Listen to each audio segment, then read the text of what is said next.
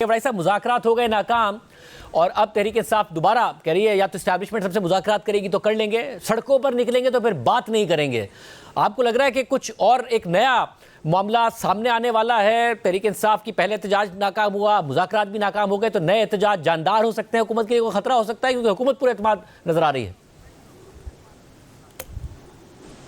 دیکھیں، as a democracy lover person میرا تو یہ ماننا ہے کہ جمہوریت ناکام ہو جائے تو اس کا علاج اور جمہوریت ہے، مذاکرات ناکام ہو جائیں تو اس کا علاج اور مذاکرات ہیں، ٹھیک ہے؟ تو اس لیے مذاکرات ناکام ہونا ایک دھچکا ضرور ہے، لیکن میرا یہ خیال ہے کہ نہیں، اسی میں سے راستہ نکلے گا، اور کوئی راستہ سڑکوں پہ جا کے تحریک انصاف نے دیکھ لیا، اس کی جو بارگیننگ پوزیشن تھی وہ پہلے سے کمزور ہوئی، اور اگر فرض کریں یہ 8 فروری کے بعد یہ ڈائلاگ کرتے فوراً بعد، تو ان کی بارگیننگ پوزیشن زیادہ اچھی تھی۔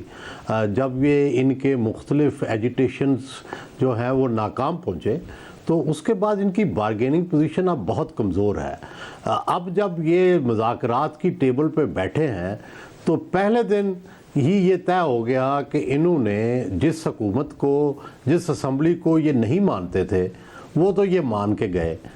اب ان کی 2 ڈیمانڈز تھیں، جو ایک یہ تھی کہ جی آپ کمیشن بنائیں نمبر 1 دھاندلی پہ، 9 پہ 26 نومبر پہ۔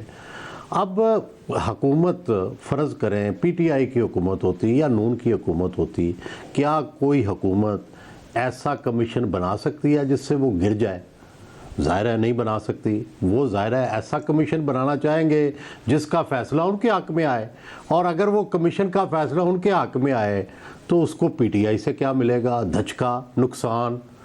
دوسری بات یہ ہے کہ ظاہر ہے پولیٹیکل حکومت اسٹیبلشمنٹ کے ساتھ مل کے آئی ہے، اور اسٹیبلشمنٹ ہی اس کی پیٹرن ہے، اور یہ اسٹیبلشمنٹ سے کوئی لڑ کے یا اس سے الگ ہو کے تو کوئی فیصلہ نہیں کر سکتے، اور اسٹیبلشمنٹ کی شاید وہ عمران خان کو رہا کرنے پر ضرور تیار ہو جائیں، یعنی بنی گالا بھیجنے پہ، لیکن اس کے لیے پہلے دن سے ان کی یہ شرط ہے کہ بھائی آپ خاموش بیٹھیں گے تاکہ ہم معیشت پر توجہ دے سکیں۔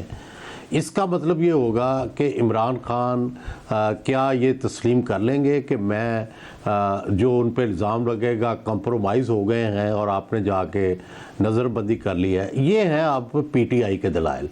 میری رائے بالکل مختلف ہے۔ میری رائے میں چھوٹے چھوٹے گینز جو ہوتے ہیں یہ بگر گین کی طرف لے کے جاتے ہیں۔ اگر پی ٹی آئی کو دھاندلی کمیشن ایسا ملتا ہے جو گول مول ہوتا ہے، جس کا کوئی بڑا فائدہ نہیں، تو لے لینا چاہیے، چاہے اس کے رزلٹ ان کے حق میں آئے نہ آئے، لیکن ایک تو چیز طے ہوگی کہ اس الیکشن کے اندر حکومت کو بھی مجبور ہونا پڑا کہ انہیں دھاندلی کمیشن بنانا پڑا۔ دوسرا، عمران خان جب جیل سے نکل کے بنی گالا جائیں گے، چاہے خاموشی کی شرطی ہو، پھر بھی وہ پہلے سے بہتر پوزیشن میں جائیں گے، بنی گالا میں جائیں گے، اور ایک راستہ کھلے گا اسٹیبلشمنٹ سے اور نون سے۔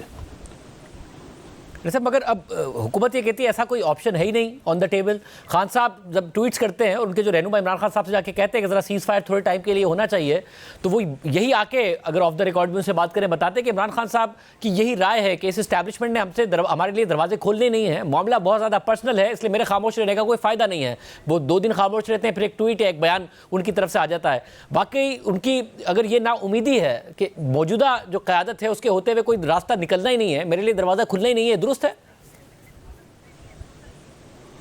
دیکھیں شاہ زیب صاحب، دنیا میں جو پالیٹکس کے معیار طے ہوئے ہیں، خاص کر آپ ہندوستان پاکستان کی ہم بات کر لیتے ہیں، باقی دنیا کو چھوڑ دیتے ہیں، کہ دیکھیں محمد علی جوہر، حسرت موہانی، گاندھی، مسلم لیگ کی لیڈرشپ، یہ سارے انگریزوں کی جیلوں میں رہے، لیکن اور اس کے بعد پھر ایک لمبی پاکستان میں ہے، غفار خان ہے، جو ہے ایک نواب زادہ نصر اللہ خان ہے، بھٹو ہے، یہ سب جیلوں میں رہے، لیکن ایک اصول ہمیشہ مد نظر رکھا، وہ تھا کہ کبھی ریاست سے طاقت کے ذریعے ٹکر نہیں لینی، ہمیشہ مزاحمت کی سیاست کرنی ہے اپنی قربانی دے کے، اور وہ کیا ہے؟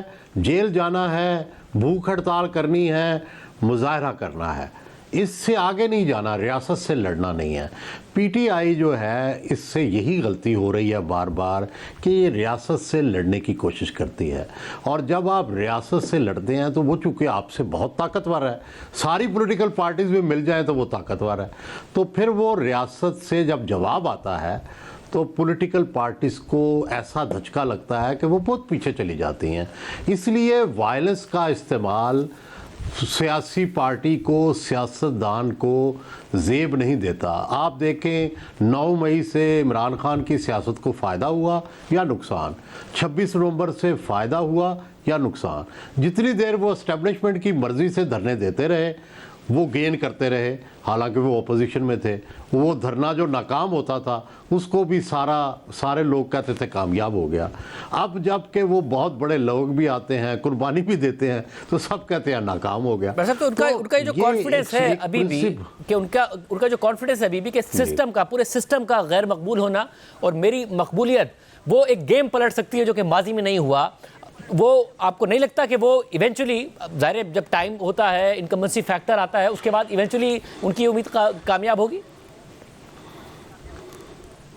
دیکھیں شاہ زیب صاحب، میں 9 مئی سے پہلے 3 دفعہ خان صاحب سے ملا، اور وہاں پہ خان صاحب کے ارد گرد بھی اور ان کے باہر جو لوگ بیٹھے تھے ان سب کا یہ خیال تھا کہ پاکستان کے اندر ایک انقلاب آ چکا ہے، اور جس وقت خان صاحب ایک کال دیں گے تو اس وقت پورا ملک جو ہے وہ کھڑا ہو جائے گا۔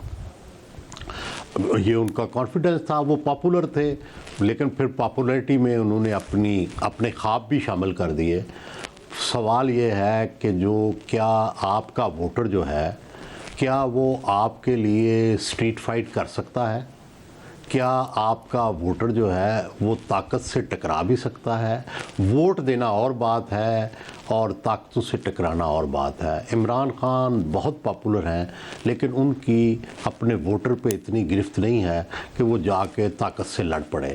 ایسا یہ ہم نے نومبر میں بھی دیکھا کہ پورے پنجاب سے سوائے 2 اضلاع کے کہیں سے کوئی ایک جتھا بھی نہیں نکلا، ایک شخص بھی لاہور میں ایسا نہیں نکلا جو اکیلا نعرے مارتا ہوا گرفتاری پیش کر دے۔ تو اس کا مطلب ہے کہ ان کی پاپولیرٹی تو موجود ہے، ان کی اپنے ووٹر پر گرفت یہ نہیں ہے جو کہ بہت بھٹو کی رہی یا اور لوگوں کی رہی کہ وہ اس کے لیے اپنے آپ کو آگ لگا لیں یا طاقت سے لڑ جائیں یا کوڑے کھا لیں۔ وہ ووٹ تو ضرور فی الحال عمران خان کو دینے کو تیار ہیں، لیکن اس کے اشارے پر جان قربان کرنے کو تیار نہیں ہے۔